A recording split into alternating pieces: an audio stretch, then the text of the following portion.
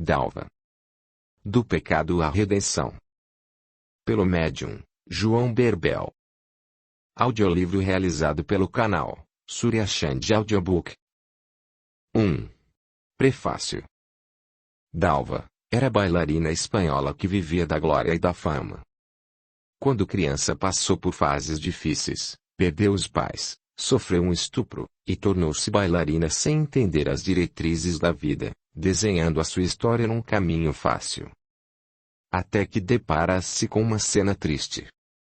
Um menino por nome de Miguel, bate à sua porta, com os pequenos olhos em desespero, buscando algo que pudesse saciar a sua fome, e protegê-lo do frio que fazia em Madrid. Aquele olhar de amor que lhe pede ajuda, faz com que ela acolha aquela criança e através de Miguel, conhece Padre Paulo, que lhe estende a mão, e guia Dalva ao caminho de luz. Aos poucos ela vê que os seus lhe enviaram um anjo, para despertar naquela bailarina, a força e a vontade de seguir os caminhos de Deus, edificado na seara do amor. Dalva passou, então, a compreender, dentro dos ensinamentos de Jesus, que a vida não era tão fácil como imaginava. Foi se preparando e vestindo um hábito de luz, tornou-se uma freira, e mudou-se da Espanha para terras brasileiras, realizando um trabalho grandioso em torno de leprosos, e dos necessitados. A história de Dalva vai enriquecer os nossos corações, porque nos mostra que através da caridade e do amor, nosso caminho é iluminado, e que desta forma seguiremos as searas espirituais, plenos de paz e luz. Capítulo 1. Rumo às novas terras. No início do século XVII, o Brasil passava por muitas dificuldades e buscava o apoio do povo estrangeiro. A Igreja Católica, muitas vezes, perdia o controle das situações, sendo assim, Padre Paulo juntamente com as autoridades eclesiásticas, enviaram muitos padres e freiras para lá, e entre eles estava a irmã Dalva. Dalva aventurou-se e embarcou naquele navio enorme, cheio de jovens, casais e crianças buscando por uma nova vida, todos deslumbrados com a engenharia da embarcação, com as velas cortando o vento e o mar quebrando em ondas.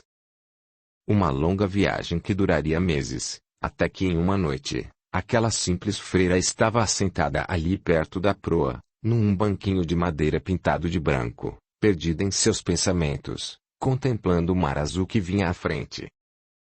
Olhava os céus, contava estrelas e imaginava como seria o povo brasileiro, a terra brasileira. Eis que naquele momento, uma jovem se aproxima, era recém-casado e chamava-se Dulce. Ela então vê a freira, ergue suas mãos e toma a benção. O vento frio tocou seu rosto e aquela moça começa a tossir repetidamente. Dalva percebeu o sofrimento, e viu a dor que ela carregava. Estava muito doente e a aconselhou fraternalmente. Você não pode ficar aqui nesse tempo.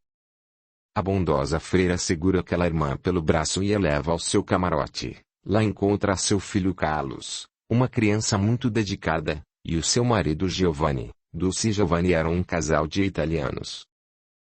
Dalva viu que aquela tosse não era normal, não fazia sentido ela tossir daquele jeito. Colocou as mãos sobre o peito daquela irmã e viu que realmente seus pulmões estavam carregados por causa da enfermidade. Colocou as mãos no seu rosto e viu que aquela infecção pulmonar estava se agravando. A freira ficou muito preocupada e sentia que precisava ajudar aquela irmã. Saiu pelos corredores do navio e foi perguntando se havia algum médico na embarcação e descobriu o Dr. Eduardo e logo foi chamá-lo. Dr. Eduardo, venha comigo. Há uma mulher passando mal e precisa muito do senhor. O médico aproximou-se e viu que Dulce estava realmente muito doente. Olhou para aquela criança, olhou para o marido e respirou fundo, um suspiro de tom ruim, que mostrava que algo grave ocorria com aquela mulher. Doutor, o que ela tem? Perguntou Dalva. Ela tem apenas uma infecção. E administrou alguns remédios feitos de ervas da época, tipos de xaropes, que ele sempre carregava consigo no caso de encontrar alguma emergência. Afastando-se dali, o doutor chama Dalva e dá a triste notícia. Ela está com um quadro muito grave de pneumonia. A tuberculose atacou demais e seus pulmões estão sobrecarregados. Não podemos alarmar isso aqui dentro. Se falarmos pode haver problemas e a tripulação pode querer julgá-la ao mar, pois essa doença parece ser infecciosa. Mas doutor, essa doença não é contagiosa. É uma das doenças mais difíceis de contaminar, quase não oferece risco nenhum. Eu sei, irmã, mas os tripulantes são homens do mar, pessoas rudes, supersticiosas e que estão longe dos recursos e dos conhecimentos. Qualquer situação que eles notarem e julgarem perigosa com certeza vão pegá-la e jogá-la ao mar, pois pessoas assim têm medo do desconhecido. Eu compreendo, o Senhor tem razão. Então orarei a Jesus, pedirei luz para que ele possa curar essa nossa irmã. Diana de Aguiar. Capítulo 2. Do arrependimento ao milagre. Pela primeira vez, irmã Dalva experimenta a sensação dolorosa de não poder ajudar. Diante de uma missão tão difícil, seu coração fica apertado com tanta tristeza. Ela sai dali, dirige-se ao seu camarote e começa a orar. Meu bondoso Deus, é neste momento, Senhor, que meu coração encontra-se entristecido, cheio de dor. Sei que sou uma pecadora, sei que tanto errei, sei de todo o mal que fiz, sei que não sou digna do seu evangelho. Mas, por tudo que eu aprendi, afirmo que as leis da Santa Igreja mostraram-me a luz. Em nome de Jesus Cristo rogo que dos céus o Senhor envie um anjo para poder curar essa irmã. O meu coração não aguentará vê-los jogá-la ao mar. Debaixo de lágrimas, aquela mulher rezava em voz alta quando o Dr. Eduardo aproxima-se. Ouve as orações do corredor escuro, todo de madeira das paredes ao assoalho. Para em frente à porta e vai adentrando no camarote e ele encontra aquela irmã rezando ajoelhada no oratório que havia ao lado de sua cama. Ajoelha-se ao lado dela, vai ouvindo suas orações e emocionado vê o assoalho daquela embarcação sendo molhado pelas lágrimas daquela irmã amiga. Quando ela termina de rezar, com seus olhos também cheios de lágrimas ele a interpela. Irmã, tu pediste a Jesus Cristo, será que o Senhor ouviu a vossa oração? A minha vida não era baseada nos ensinamentos de Jesus, não era a vida de uma religiosa, mas eu me redimi e ele me acolheu. Eu estou pedindo com toda a força do meu coração. Eu não tive muito tempo de aprender a rezar, porque a vida não foi fácil para mim, te garanto, doutor. Eu sei que Jesus perdoou as prostitutas, andou ao lado dos bandidos, ensinando a boa nova a eles. Eu tenho fé que ele pode ouvir minha oração e, se for de sua vontade, ele poderá curar essa irmã. O caso dela é gravíssimo. A cura só pode vir lá de cima. Por nós da terra é impossível, irmã. Eu vos digo isso, não ignorando a vossa palavra, não ignorando a vossa oração, mas nesse longo tempo centímetros que exerço a medicina vi muitas pessoas morrerem em situações complicadas. Tive pacientes tossindo até estourar de tossir, passando muito mal aguardando a morte. Mas sempre havia fé estampada no coração de cada um. Irmã, a senhora já olhou para os olhos de uma pessoa que está morrendo?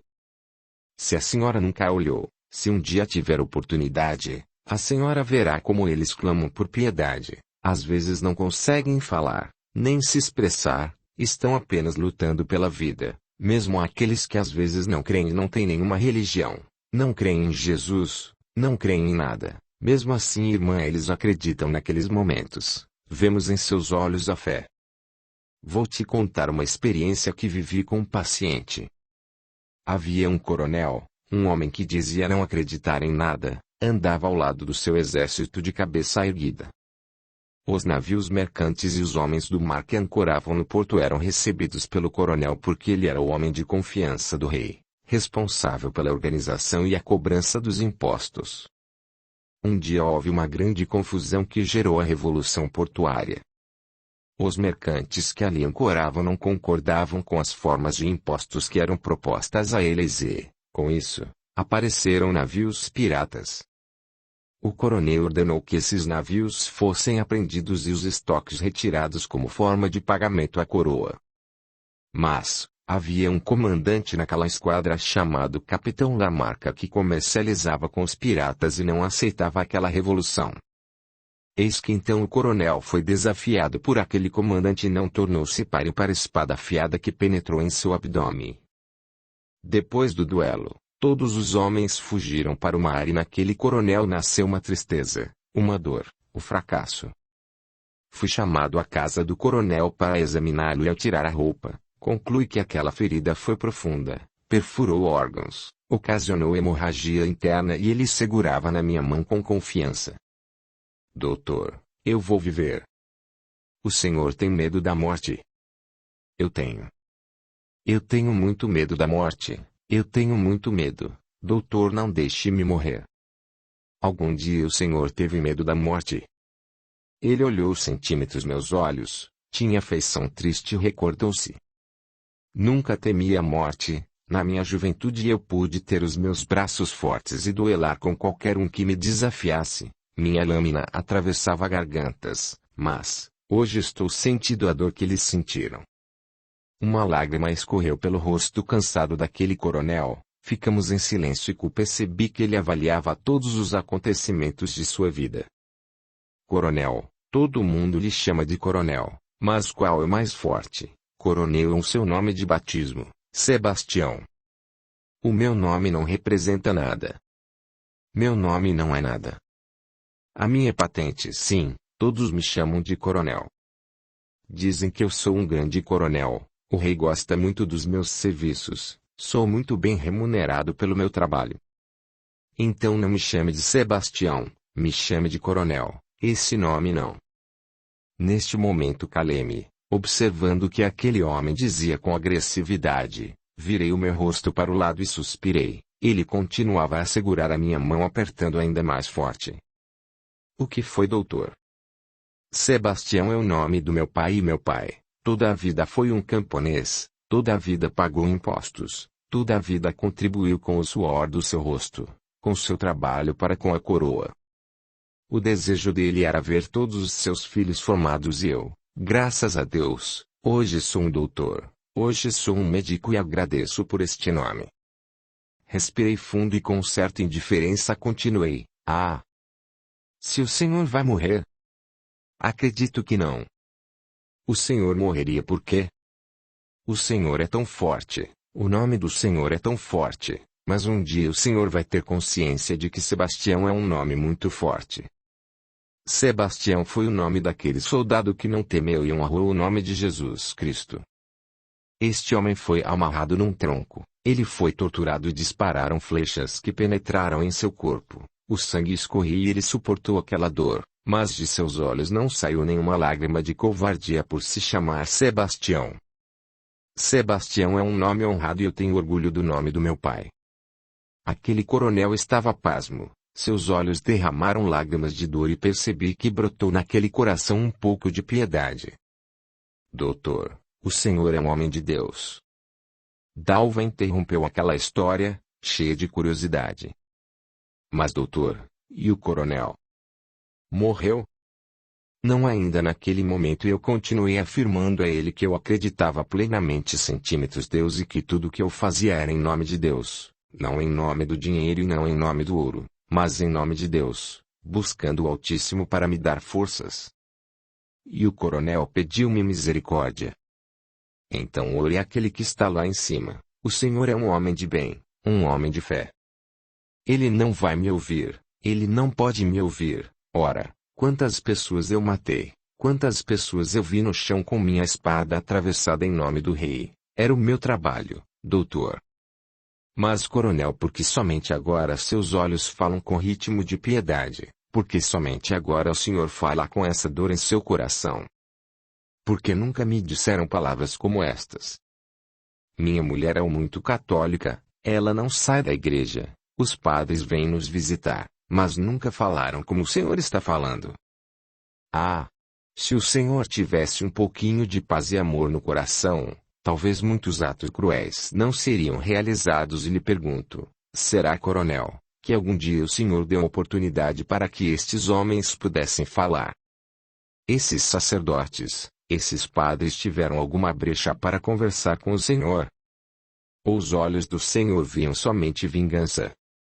Eu sei que eles diriam muito mais do que eu estou lhe dizendo, porque eu não sei nada, eu sei a da vida, eu me formei. Tenho autorização para exercer a medicina e curar os doentes através dos remédios, só isso.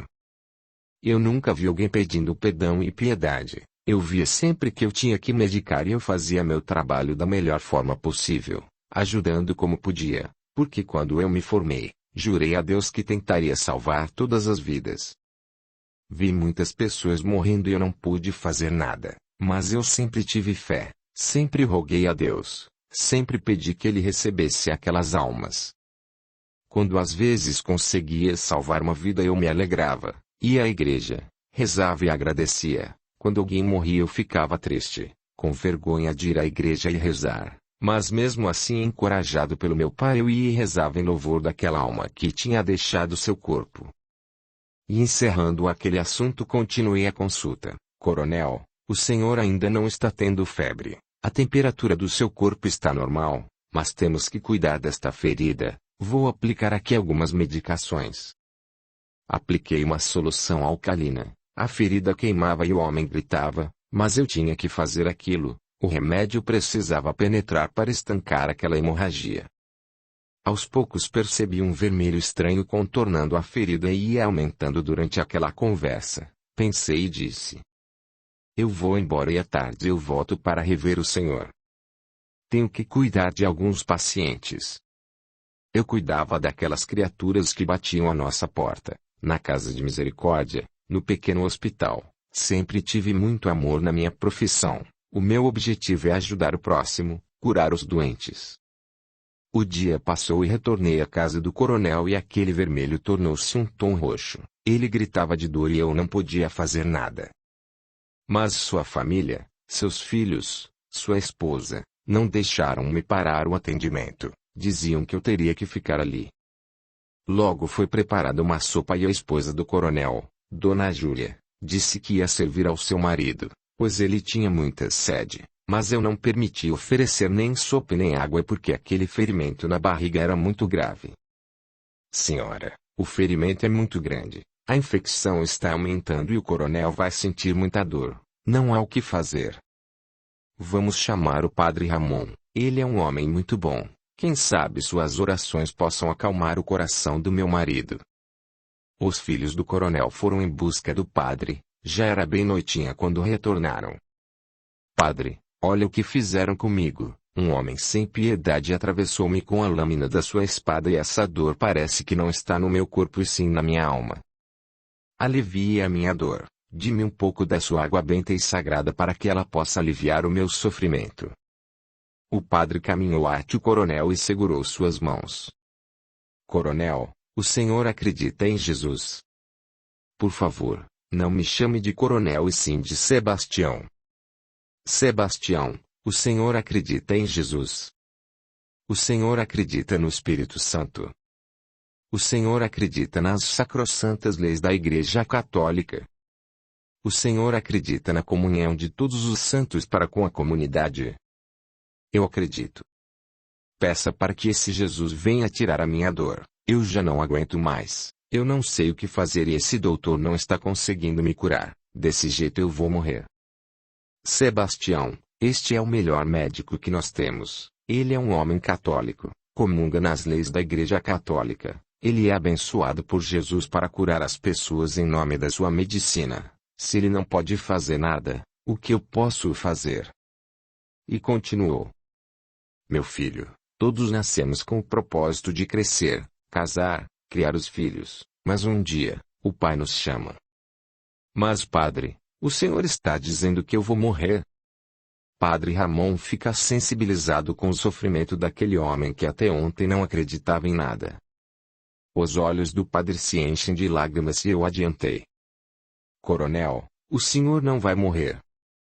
E o padre olhou para mim assustado, voltou-se para o coronel e confirmou: o senhor não vai morrer hoje, ainda não é sua hora, mas um dia essa hora chegará. O coronel abriu um sorriso murcho, mas seu coração tranquilizou-se por um momento. E o padre pegou ali uma pequena vasilha com água e chamou-me: meu filho, você acredita em Deus? Padre, claro que eu acredito em Deus, o senhor sabe que eu acredito em Deus.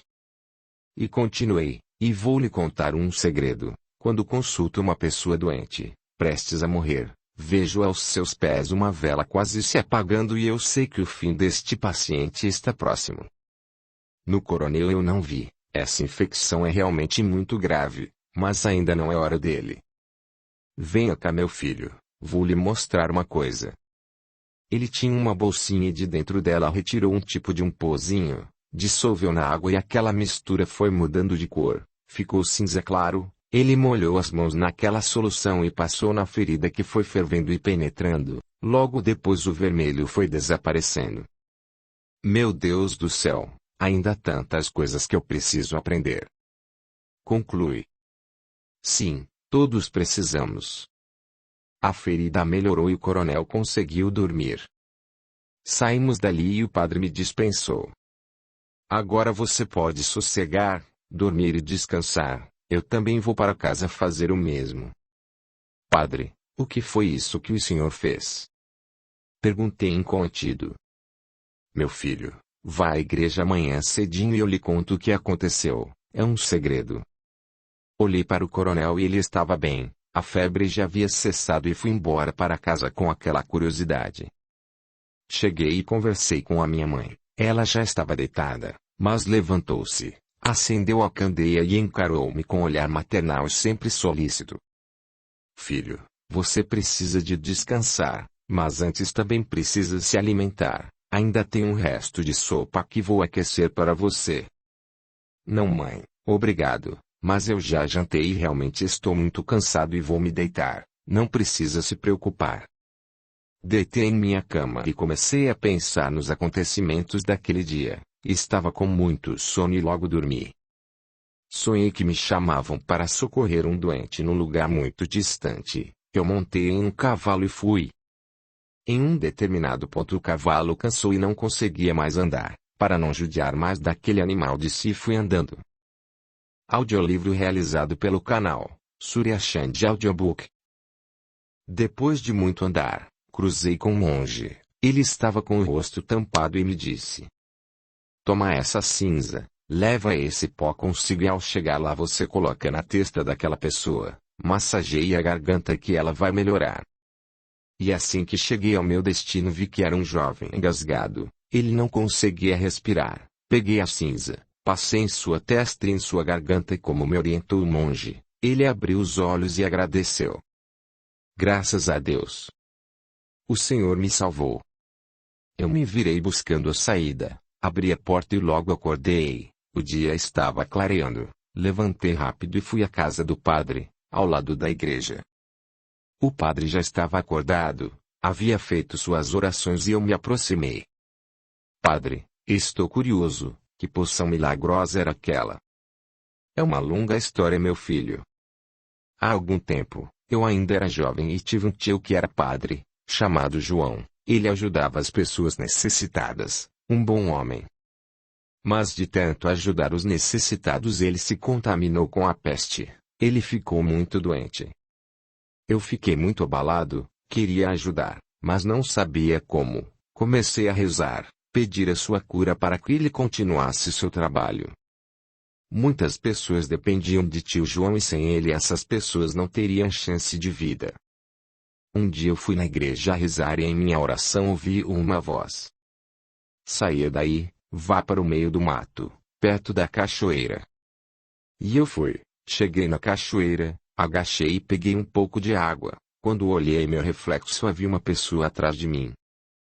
Levantei os olhos e vi um senhor barbudo com o rosto escondido pelo capuz, uma roupa longa e cinza, estava vestido como um frade, tinha os pés descalços, as mãos embaixo da roupa e apresentou-se. Meu nome é Expedito. Você ouviu o meu pedido? Ordenei que viesse aqui e você obedeceu. Eu tenho um remédio que vai curar o seu tio, ainda não chegou o momento dele. É uma fórmula poderosa que salvará essa e outras vidas, mas esta forma de medicamento não pode ser aplicada em qualquer pessoa, somente pode ser usado em pessoas que se arrependeram dos seus pecados e que ainda têm uma longa vida pela frente. Lembre-se. Uma hora o Senhor chame-se se for o caso o remédio não terá efeito. Dissolva o pó na água e coloque no local a ser medicado e sobre a testa da pessoa. Em pessoas pagãs, sem nenhuma crença, dissolva uma pequena porção na água e banhe a enfermidade. Somente você saberá quando usar essa medicação. Após breve pausa, continuou. Eu nunca disse nada a ninguém e não sei por que cargas d'água estou lhe contando agora. Já está quase acabando, tenho usado somente em casos graves. Naquele momento eu fiquei emocionado, e as lágrimas escorriam de meus olhos e o padre ficou encabulado. Doutor, por que o senhor está chorando? Porque antes de acordar esta manhã, eu tive um sonho com um jovem muito doente que mandou me chamar. Estava prestes a morrer engasgado. Montei um cavalo e galopei o mais rápido que consegui, mas se eu forçasse mais aquele animal eu iria perdê-lo e continuei o trajeto a pé. Mas antes de chegar até o jovem fui surpreendido por um monge que da mesma forma me ofereceu este tipo de remédio. Usei-o na testa e na garganta do jovem, ele se curou, me olhou e me disse que eu tinha salvo. Eu acordei com a lembrança do sonho em meus pensamentos e vim correndo contar ao Senhor, mas o Senhor o fez primeiro. E o padre ficou intrigado com aquela história. É tão pouco que tenho, mas depois desta história vou dividir uma pequena porção com você. Use somente em casos extremos, quando o doente não tiver chances de vida de acordo com seus conhecimentos de medicina, mas num caso onde o doente for de muita idade, no final da vida não pode se usar, pois já está na hora desta pessoa partir e não deixe o seu coração falar mais forte. E depois de tanta conversa, fomos juntos à casa do coronel. Chegando lá vimos que ele estava bem, já estava assentado e pode nos agradecer muito. Foi o padre que me curou e não o vosso remédio, mas eu sou muito grato por tudo que me disse. E dirigiu-se ao padre: Padre, esse médico tem palavras que só sacerdotes sabem dizer. Em minhas andanças conheci muitos médicos, mas nenhum que tivesse esses argumentos vindos de Deus. Muitos médicos não têm crença. Pois bem, Sebastião, Deus lhe deu uma nova chance de vida, agora é a sua vez de agradecer ajudando os necessitados, acompanhando sua esposa à igreja, mostrando o exemplo de bom católico a seus filhos, sendo um bom seguidor dos ensinamentos de Deus. E o coronel concordou com a proposta do padre e fez o trabalho de um homem bom. Mas depois de um tempo, quando ele pôde andar e teve seu ferimento cicatrizado, voltou a exercer suas funções perante ao rei. Esqueceu a experiência de quase morte, da cura de Deus através do padre, da nova chance de vida, e voltou a ser chamado de coronel. Alguns dias depois fui visitar o padre e ele me convidou para irmos juntos ver uma velhinha muito doente. Chegando lá, meu coração ficou comovido com o sofrimento daquela senhora. Ela estava tão frágil. Padre, vamos curá-la. Mas o padre olhou-me bravo. Não. A hora dela chegou. Vamos rezar e pedir a Deus que acolher a sua alma. Aquela velhinha morreu e seu velório foi preparado. No outro dia, depois do enterro, fomos visitar o coronel. Chegando lá no horário de almoço, toda a sua família estava reunida, e eu em minha inocência chamei-o de Sebastião. Ele logo retrucou. Meu nome não é Sebastião, meu nome é Coronel e agora tenho que sair para trabalhar. Sob o meu comando há muitos soldados que necessitam de minhas orientações. O padre olhou para mim, levantou as sobrancelhas e respirou fundo. Pois bem, coronel, que Jesus possa lhe proteger. Ele já me ouviu. Pegou seu chapéu e saiu para trabalhar. Mas, no outro dia pela manhã fui chamado, pois o coronel estava com muita dor no abdômen. Quando vi aquela mancha escura novamente, administrei alguns medicamentos à base de ervas como de costume e pensei em usar aquele pozinho, mas decidi esperar pelo padre. Vou à casa do padre e mais tarde voltaremos. Cheguei à casa do padre e contei o quadro em que se encontrava o coronel. Mas o coronel piorou muito e seus familiares saíram à minha procura na casa do padre, mas estávamos na porta da igreja e no caminho o grupo de jovens gritou. O coronel está muito mal e chama pelo doutor. Padre, só vou se o senhor me acompanhar. Chegando lá, sugeri ao padre que usássemos aquele remédio, mas ele negou e eu vi que a velhinha acesa aos pés do coronel estava no fim e começamos a orar. Coronel, Vamos pedir ao Senhor que receba a vossa alma. O Senhor não pode fazer nada por mim? Não, coronel, o que podíamos fazer, já foi feito. O Espírito Santo esteve convosco, curou vossa ferida, mas o Senhor fez outra. Em nome de Deus, peça para Ele me curar. Vou pedir. E ali o padre continuou sua oração. Senhor Deus, que criastes os céus e a terra, que criaste o trigo e dele fizeste o pão, que criaste a uva e dela fizeste o vinho. Ó Pai, Todo-Poderoso, permita que seu Filho amado nosso Senhor Jesus Cristo interceda sobre esse irmão e devolva-lhe a saúde se for de sua vontade, Senhor. Rogo do fundo do meu coração que ele se cure novamente. Naquele momento a febre daquele homem subiu rapidamente, a infecção era muito forte e ele tremia de frio. Seus familiares cobriram seu corpo, mas aos poucos ele foi se desfalecendo e novamente insisti. Vamos usar o remédio. Não. Nada adiantará. O remédio será jogado fora. Assim se fez e o coronel morreu. Eu não esqueço seus olhos, da forma como olhava para cima, parecia buscar por algo, queria voltar novamente à vida, mas não era possível. Dalva transborda de esperança. Doutor, o senhor ainda tem esse pozinho. Será que poderíamos curar essa irmã? O doutor emudeceu, uma tristeza tomou seu coração e respirou fundo. Não. Eu já usei tudo. O Senhor já usou?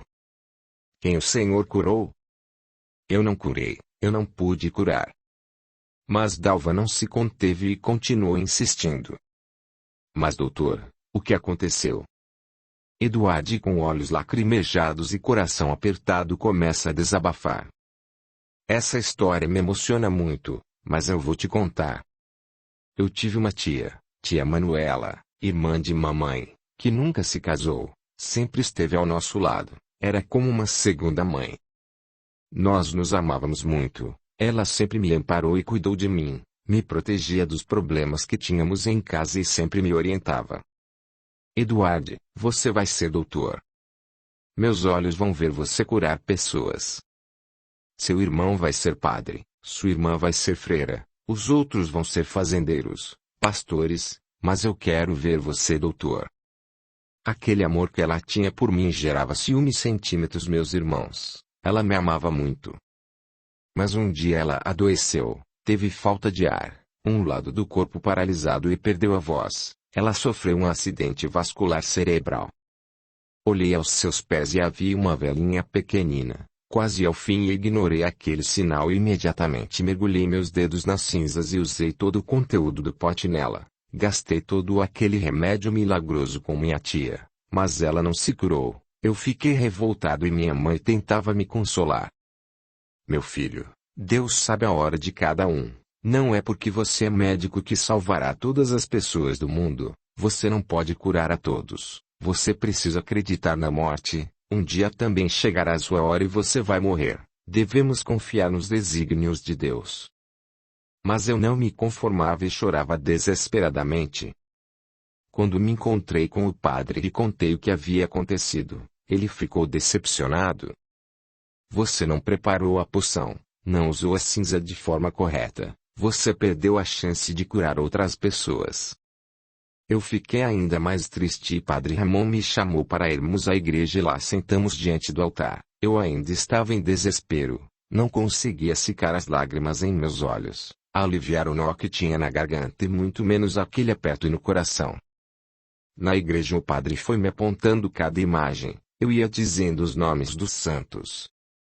Você acha que esses santos estão todos mortos? Se você pensa assim está muito enganado, meu filho. A vida continua para aqueles que morrem. Mas padre, eu a amava muito. Deus sabe a hora de todos e os leva quando essa hora chega, independente do amor que temos por essas pessoas. Então acredite no propósito de Deus, um dia você entenderá, mas essa dor que você sente agora não será sua maior dor, esse dia chegará e você lamentará muito. O padre foi embora descansar e eu fui chorar com minha família a morte de nossa ente querida Manuela. Choramos muito até o momento do sepultamento. Eu olhava aquele caixão negro, aquele corpo estendido, e pensava: meu Deus, eu fui destinado a salvar vidas, salvei muitas, mas não consegui salvar a vida da minha tia. Dalva ficou desapontada. Doutor, não sobrou nada da poção para salvarmos Dulce. Eduardo sussurrou. Não, não tenho. Eu não tenho. Acabou tudo. Mas a história ainda não acabou. Um dia, num fim de tarde, depois de visitar muitos doentes, cheguei em casa e lá estava uma mãe desesperada me chamando. Vamos. Meu filho está muito doente. Está engasgado com um pedaço de carne. Ele está morrendo. Eu saí correndo e ela não conseguia me acompanhar. Fui correndo e chegando lá vi aquele jovem buscando ar, com muita dificuldade para respirar e me lembrei daquela poção.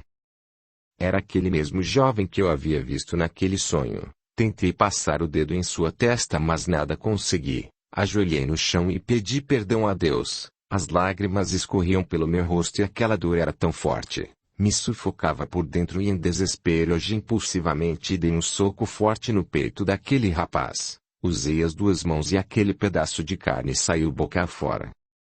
Ele começou a respirar e naquele momento eu vi na parede aquele monge. Olhou para mim e balançou a cabeça positivamente. Preciso daquela poção. Tenho muitas vidas para salvar. O que eu podia fazer por você eu já fiz. Use seu conhecimento médico. Isso vai te ajudar. Sorriu e saiu andando. Eu nunca mais o vi. Voltei para casa chorando. Meu filho, o que aconteceu?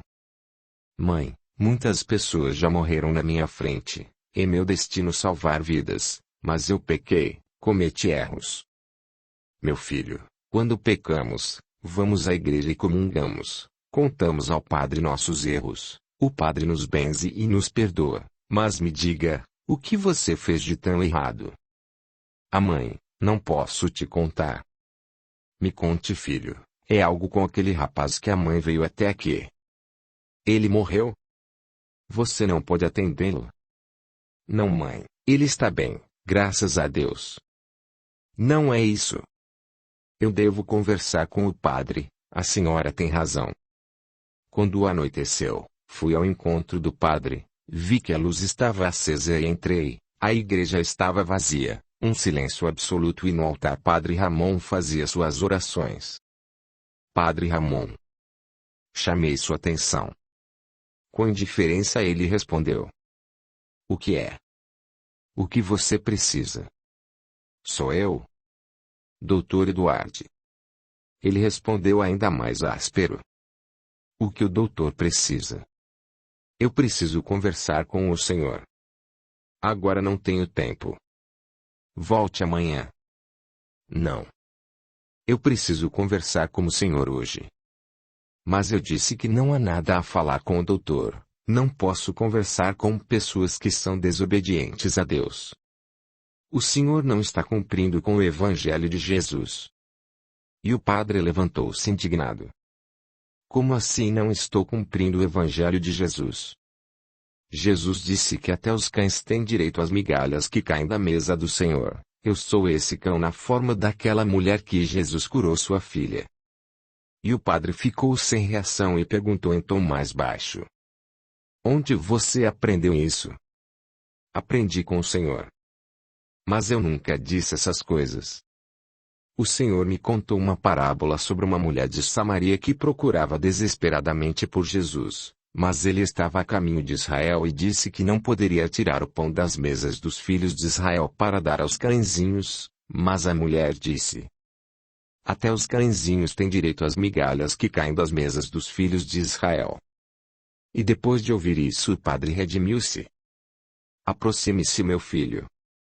O que você precisa? Padre, lembra daquele sonho que tive com o expedito e por isso o Senhor me deu aquela poção? Sim, meu filho, eu me lembro. Pois aconteceu a mesma coisa, padre, o que o Senhor falou aconteceu. Eu estava em casa e uma mulher veio à minha procura pois seu filho estava engasgado com um pedaço de carne.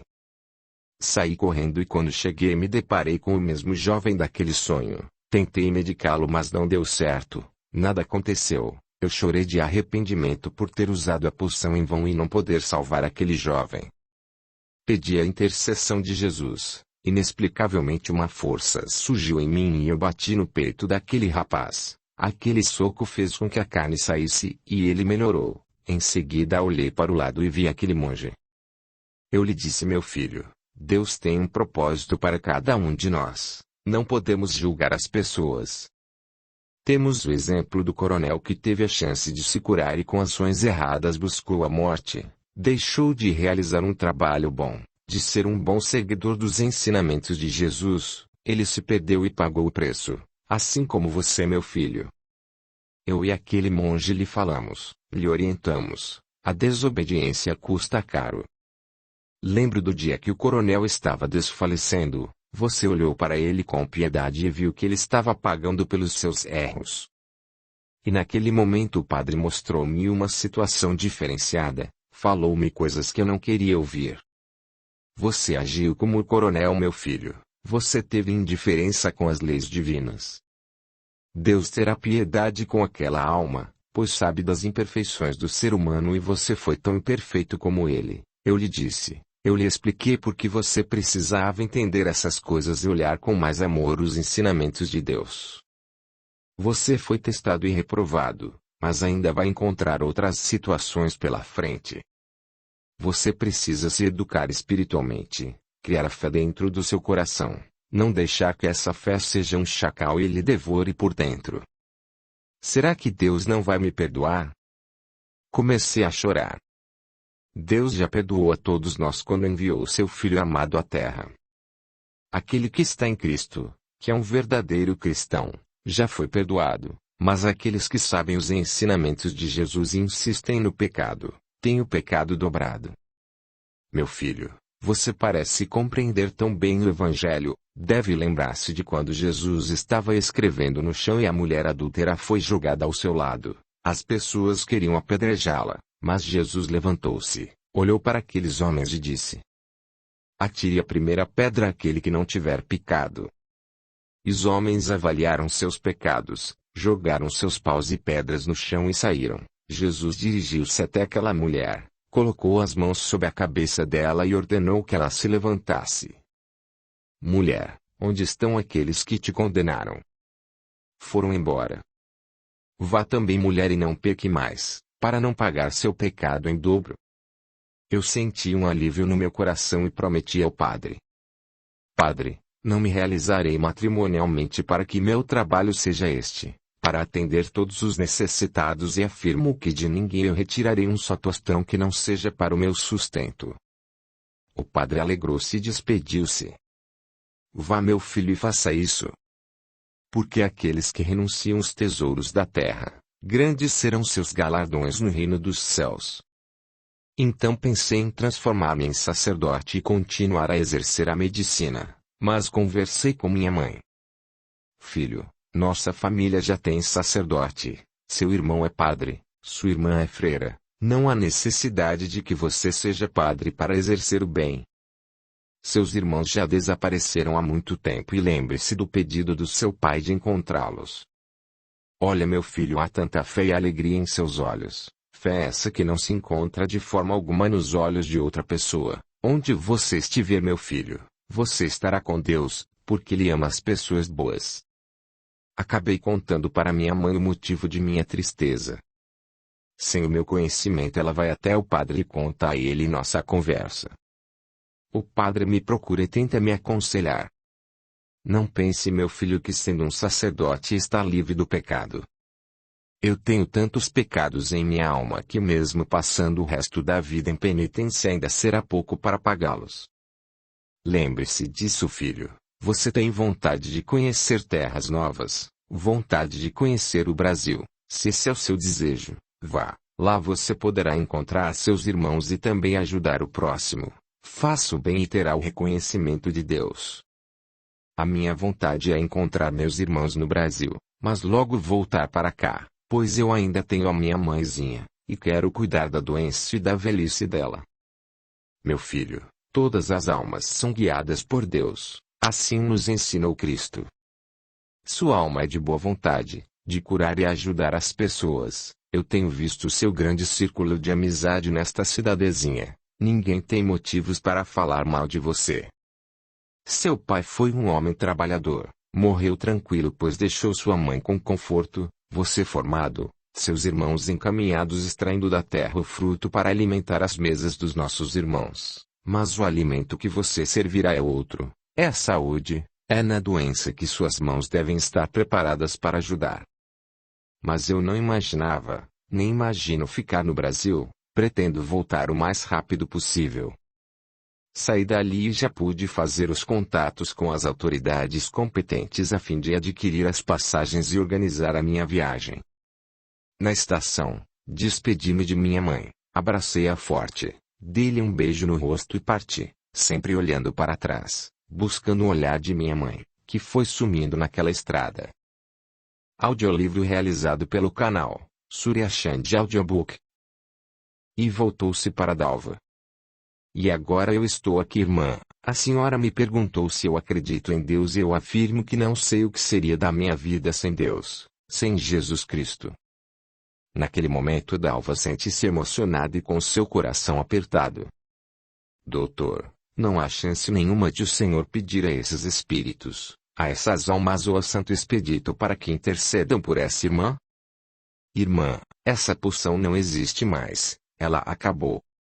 E se o Senhor pedir? Lembre-se. Pois assim diz o Senhor.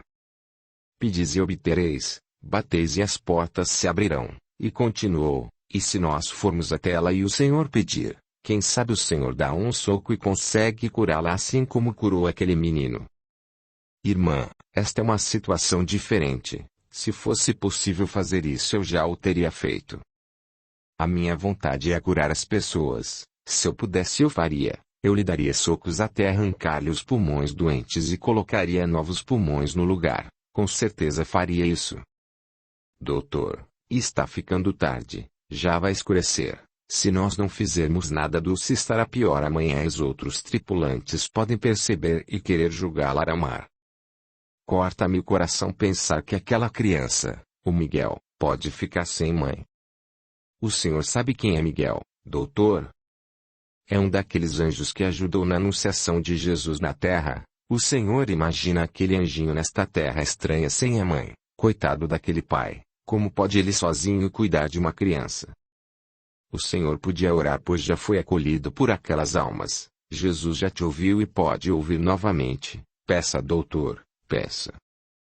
O doutor foi saindo impaciente. Irmã, eu estou na carne, sou um pecador e não um santo milagroso. Estou arrependido de ter contado essa história para a senhora. Não. Não, doutor. Não se arrependa. Venha aqui. O doutor foi para seus aposentos e ela ficou na proa, sentada naquele banquinho branco e começou a rezar o Pai Nosso, Ave Maria e outras orações.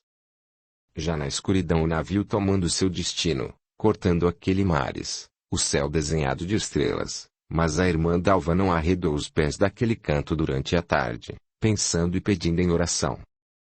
Até que se levanta decidida e vai aos aposentos do doutor. Doutor, nós precisamos fazer algo. Irmã, eu estou arrependido de ter contado essas coisas para a senhora. Eu não tenho mais aquele remédio milagroso para curar Dulce. Eu não tenho. Será que a senhora ainda não entendeu?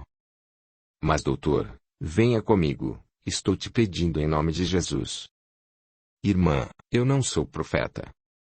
Eu não sou sacerdote, não sou padre, não sou Jesus Cristo e eu não tenho condições de curá-la. Não é possível que a senhora ainda não entendeu. Ah, doutor, o Senhor tem sim, eu tenho certeza que o Senhor pode curá-la. Se Jesus te ouviu, se ele te sentiu, com certeza ele te sentirá novamente. Irmã, a senhora não está bem. Está mais doente do que aquela mulher. Como eu posso curar uma pessoa em um quadro gravíssimo de tuberculose, tomado pela pneumonia, cheio de infecções e tantas outras coisas mais? Vamos lá, vamos lá. E arrastou Eduardo pelos braços até chegar onde estava a mulher. O doutor colocou a mão em sua testa e ela estava quente, Com muita febre, deu-lhe água, administrou-lhe mais alguns remédios, charopas e passou a mão sobre sua cabeça. Lágrimas escorregam de seus olhos e ele teve que se retirar. Irmã, eu não posso fazer nada por ela. Ela vai morrer, doutor. E foram os dois para a proa daquele navio. A lua cheia clareava o mar e a freira. Daqui a alguns dias isso vai acabar. Nós vamos pisar em terra firme. Já imaginou se essa irmã não conseguir chegar até lá? Realizar o seu sonho de nessa nova terra criar a sua família. Quantos casais, quantas famílias, estão aqui dentro deste navio esperando por esta nova vida? Estamos há dias cortando água, a esperança dessa coitada. Ela vai morrer se nós não fizermos nada. O doutor olhou nos olhos de Dalva e viu que ela estava chorando. Se eu pudesse, doutor, eu trocava minha vida pela vida dela. Sabe, doutor, eu já me diverti muito, já fiz de tudo nesse mundo, coisas que o senhor nem pode imaginar. Estou vestida dessa forma pela consciência pesada do meu passado. Mas Dulce não, ela não viveu a vida que eu vivi, ela não vendeu o corpo para sobreviver. Eu tive que fazer muitas coisas erradas e sei que jamais Jesus vai querer estar perto de mim, sei que jamais serei perdoada, mas eu peço de coração, não peço por mim, peço por ela.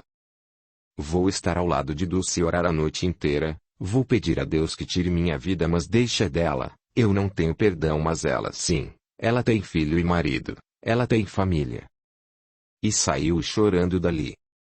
Infelizmente no outro dia a tripulação percebe que Dulce está doente e fazem o alarme de que ela pode infectar a todos. Chegam tais comentários aos ouvidos do doutor e ele segue imediatamente ao seu quarto pois já viam homens querendo julgá-la ao mar. Não. Vocês não vão fazer isso. Eu sou responsável. Eu sou o médico e afirmo que ela atravessou uma crise aguda de constipação, mas já está respondendo bem à medicação. A indicação é para que vocês não se aproximem, fiquem longe. Mas os homens estavam irredutíveis, foram reunindo cada vez mais pessoas e afirmavam que iam jogá-la, mulheres gritando e Dalva colocou-se frente a eles. Eu estou com Cristo e vocês não vão fazer nada com essa mulher. E ficou defendendo a entrada do quarto. Lá dentro o doutor ajoelhou-se e começou a rezar, pedir a Deus que curasse Dulce. O doutor começou a chorar ao ver a tristeza da criança, acariciando o rosto de sua mãe doente. Dulce olhava para seu filho e o tranquilizava. Meu filho, tudo ficará bem. Naquele momento Eduardo viu a imagem do monge novamente que sorriu e ordenou. Dê um beijo na boca dessa mulher. O doutor olhou para o marido e pediu autorização para beijá-la e o marido discordou. Mas para que isso? Isso não é medicina. Sim, eu vou fazer isso. Ele a beijou e em seguida a saliva dela entrou pela boca de Eduardo. A criança assustada vendo sair algo da boca de sua mãe e entrar na boca do médico, começou a bater no doutor e gritava. O senhor está cuspindo na minha mãe, pare. Eduardo segurou a criança. Sua mãe está curada. Meu irmão, sua esposa está curada.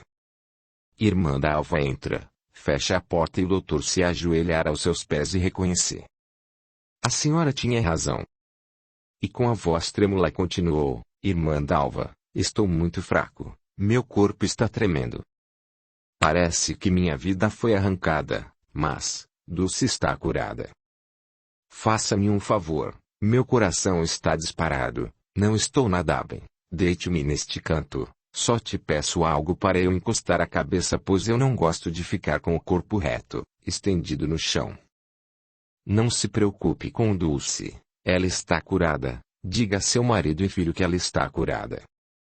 E o doutor começou a vomitar toda aquela infecção, um cheiro horrível saía de dentro daquele homem e Dalva estava limpando toda aquela sujeira. Passaram a noite toda trancados, ninguém saía, ninguém entrava.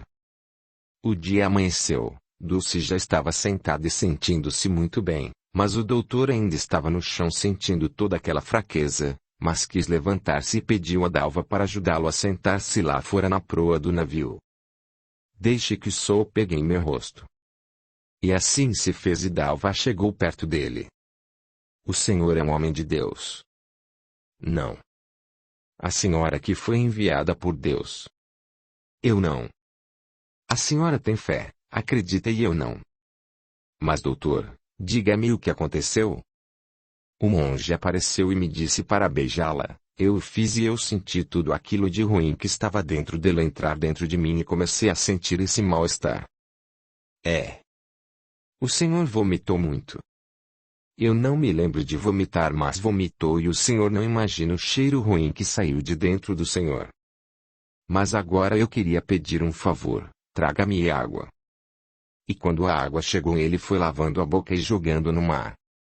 Traga a Dulce para fora e mostre ao povo que ela está bem. E eu vou para meu camarote descansar e tentar dormir. Dalva atendeu ao pedido de Edward, ela estava maravilhada com aquela cura. Apresentou Dulce à tripulação e todos viram que ela não apresentava riscos, que estava tudo bem. Mas os tripulantes tinham muitas dúvidas sobre o que tinha acontecido e Dalva deu algumas explicações vagas a fim de que o assunto se encerrasse. Dulce estava feliz com sua família, ela renasceu. O pai novamente demonstrou-se misericordioso. Você está salva, minha irmã, conte a todos, por onde for conte a maravilha que os céus fizeram a você. Dulce chora de alegria e abraça a freira. Diana Aguiar. Quer apoiar o canal? Deixe o seu gostei, compartilhe, e se inscreva, para que o YouTube possa avisá-lo das próximas postagens, e para que estes audiolivros cheguem a mais pessoas. A gratidão é o caminho da evolução. Capítulo 3. A revelação. O Dr. Edward ainda está de repouso. O dia passa e no entardecer ele se dá conta de que ainda está mal, com um gosto ruim na boca e irmã Dalva vai à cozinha pedir que preparem uma sopa e logo serve ao doutor. Depois de comer o doutor e Dalva foram à proa do navio, sentaram num banco e iniciaram uma nova conversa. Irmã, eu não sei explicar o que aconteceu. Você não pode explicar, mas eu sei o que aconteceu. Mas a senhora sabia que tudo isso ia acontecer? Sim, doutor, eu sabia de tudo. Mas como a senhora sabia? Alguém te contou? Não. Eu tenho fé. E quando acreditamos tudo pode acontecer. O senhor não tem lembranças do passado, pois talvez não enfrentaste uma vida difícil, mas quem passou por dificuldades sabe o que é. Eu me lembro de meu pai, Adolfo, ele cortava lenha para uma propriedade próxima para servir as locomotivas que passavam por ali, e mamãe, Dorvalina, era uma mulher muito doente. Meu pai dizia que minha mãe teve tanta dificuldade e problemas no meu nascimento. E continuou. Muitas das vezes o trabalho do meu pai era trocado por alimentos. Conseguir dinheiro era muito raro, mas o pior era no inverno. As lenhas estavam muito acima na montanha, e meu pai enfrentava o tempo frio, retirava aquela lenha com seu machado para atender aquela necessidade daquela fornalha que nunca se apagava. No verão era melhor, era possível caçar animais e tínhamos carne, e também fazia alguns trabalhos para os fazendeiros da região. Ele estava sempre trabalhando, desde bem cedinho até o entardecer, para ele não havia descanso. E minha mãe, sempre acamada, passávamos por muitas dificuldades e eu ainda criança pedia ao pai para acompanhá-lo, mas ela nunca permitia e dizia que lugar de mulher era dentro de casa. Mesmo assim, éramos muito felizes, eu cuidava de mamãe, preparava seu café da manhã, fazia sopa nas outras refeições, e supria todas as necessidades dela. Meu pai tinha um carinho muito especial por mamãe, ele a amava muito, e ele se dedicava por completo a nós duas. Era um homem muito forte, destemido, tinha barba e cabelos longos. Eu me lembro de um dia, que ele disse à mamãe que a locomotiva tinha acabado de passar, e estava carregada de lenha, que ia para aquecer os lares da cidade. Naquele dia, muito alimento foi trocado, e Roque, o maquinista, deu de presente a meu pai um pequeno tonel de vinho, e papai recebeu aquele presente com muita alegria, pois era muito difícil comprar algo assim na cidade e mamãe gostava muito de vinho. Quando chegou em casa serviu o vinho a minha mãe em uma caneca. Dorvalina, estou pensando seriamente que devíamos mudar para a cidade. E com brilho nos olhos, mamãe olhou para meu pai. Adolfo, você quer ir para a cidade em nome de minha causa? Sim, mulher, sim, nós precisamos te dar um conforto maior, você precisa, e nossa filha também. Você está dizendo isso para nos agradar, mas eu te digo, aqui é o nosso lugar. Nós vivemos aqui há muitos anos, aqui vimos nossos pais partirem, aqui é longe, é deserto, é frio, aqui temos dificuldades, mas aqui existe amor, aqui é nosso lar, aqui vimos nossa filha nascer. Mas você, mulher, não está bem de saúde, e eu não posso permitir que essa situação continue, eu preciso te dar algo de bom. Não, aqui é nossa casa, não viveríamos em outro lugar senão aqui, enquanto estivermos unidos ficaremos aqui. Minha mãe sempre me olhava com carinho. Minha filha, você é muito bonita, Deus vai te proteger nesse mundo. Minha mãe sempre falava das coisas de Deus e me ensinava a rezar do mesmo jeito que ela aprendeu com a sua mãe, com seu pai. Mas um dia, estava muito frio, havia muita neve e minha mãe passou muito mal mesmo. O trilho do trem estava tampado, mas esperávamos o trem para embarcarmos mamãe para que ela pudesse receber socorro na cidade, mas o trem não apareceu e minha mãe já preparava-se para despedir-se do mundo. Eu era muito criança e ela me chamou. Minha filha, Deus nos criou, nos deu a vida, a mim, a você, ao seu pai, ao pai de seu pai, e assim vamos vivendo um dia de cada vez. Mas com o passar dos dias a vida vai se escurecendo. Minha filha, você vai crescer, você vai ser uma moça e você vai se casar e ter filhos. Você não sabe, minha filha, como queria ver meus netos crescerem, mas Deus quer assim, eu estou feliz. Eu fecho e abro meus olhos e vejo um caminho tão pequenino e tão estreitinho e eu sei que essa caminhada é difícil e vejo também minha avó Dolores me dizendo que este é o caminho que todos passam. Minha filha, a mamãe está tão fraca, sinto muito frio e minhas pernas estão doendo muito. Mãe, vou colocar mais cobertores. Não é a falta de cobertores, tem coisas que a vida nos dá e a vida nos tira. Naquele momento papai segurou as mãos de mamãe forte. Meu amor, não diga essas palavras, esse inverno maldito logo vai terminar e nós vamos ao médico. Adolfo, tem certas coisas que não aceitamos, mas quem está passando por isso deve aceitar. Eu queria estar enganada, mas eu sinto que estou morrendo, sinto a vida ir embora, sinto que meu coração já não está funcionando muito bem. Mas eu gostaria que você não abandonasse a nossa filha. Eu não gostaria de jeito nenhum que a nossa filha ficasse na casa da minha irmã Judite. Ela não tem cabeça, está perdida. Prometa a mim que isso não vai acontecer. Ela está presente, sempre vem nos visitar, mas eu não confio nela. Eu gostaria que você estivesse sempre ao lado de nossa filha. Você me promete? E meu pai, segurando as suas mãos, chorava desesperadamente. Diga para mim que isso é mentira. Você vai vencer esse inverno. Logo acabará a neve e terá uma nova aurora, e vamos ter o melhor verão. Não se preocupe, eu estarei junto de vocês. Eu sei, eu me lembro de quando meu avô estava muito doente na cama. Ele dizia que ia a outro lugar, que o seu corpo morreria, mas sua alma não. Ele me dizia tanta coisa boa, dizia para ficarmos juntos. Eu vou orar a Deus e pedir que eu possa sempre estar com vocês. Vou trazer uma sopa, você precisa comer, isso vai te aquecer. Ela negou e sua voz foi ficando fraca, já não chorava, segurava nas mãos de meu pai, só nos olhava e os seus olhos foram crescendo, ficaram parados e naquele momento suas mãos se afrouxaram das mãos de meu pai e ele gritou. Eu abracei minha mãe, ela não tinha mais movimentos. Ela morreu. Está morta.